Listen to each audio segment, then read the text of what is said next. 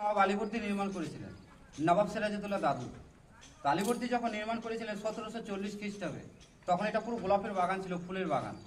এটা পুরো 40 বিঘের এরিয়া আছে। এই 40 বিঘা এরিয়ার মধ্যে 108 রকমের গোলাপের চাষ করতো নবাব আলীবর্দী।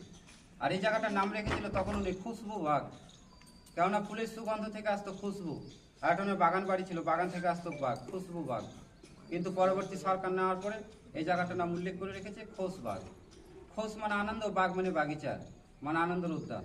এই খোশবাগে 1 বছরের মধ্যে 34 জনের সমাধি হয়েছিল। 34 জনের মধ্যে 32 জনকে হত্যা করা হয়েছিল, আর 2 জন নর্মালে মারা গেছিল। নবাব আলীবর্দী বয়সে মারা গেছিল। নবাব সিরাজউদ্দৌলার বেগম লুৎফান্নেসা উনি পাগল হয়ে মারা গেছিল। বাকি সবাইকে মারা হয়েছিল। আপনাদেরকে আমি এক এক করে সমাধি দেখাবো, তার নাম ইতিহাস বলতে বলতে আপনাদের আমি নিয়ে যাব। এই যে সর্বপ্রথম সমাধিটা আমরা দর্শন করছি, এটা হচ্ছে নবাব আলীবর্দী খাঁ স্ত্রী নবাব সিরাজউদ্দৌলার দিদা। ইনার নাম হচ্ছে সারপুন্নেসা বেগম।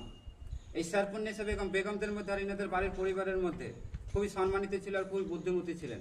এই কারণে এনাকে সম্মান জানিয়ে প্রথম গেটের সামনে দেওয়া হয়েছে, যে মানুষজনের খোঁজ বাগেলেই যেন প্রথম তাকে দর্শন করতে পায়। ইনার কোনো ছেলে ছিল না, 3টে মেয়ে ছিল।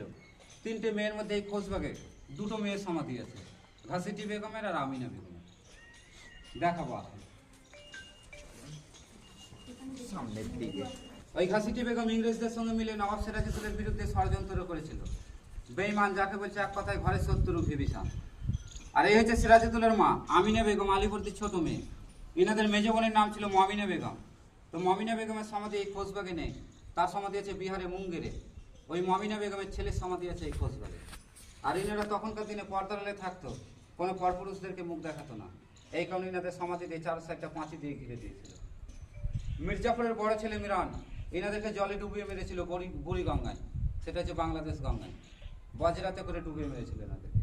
এখনকার দিনে নৌকো বলি, তখনকার দিনে বজরা বলতো। বাড়ির রকম সাজানো থাকতো, একটাই গেট থাকতো, ওই বজরাতে এনাদেরকে ডুবিয়ে মেরেছিল। আসুন।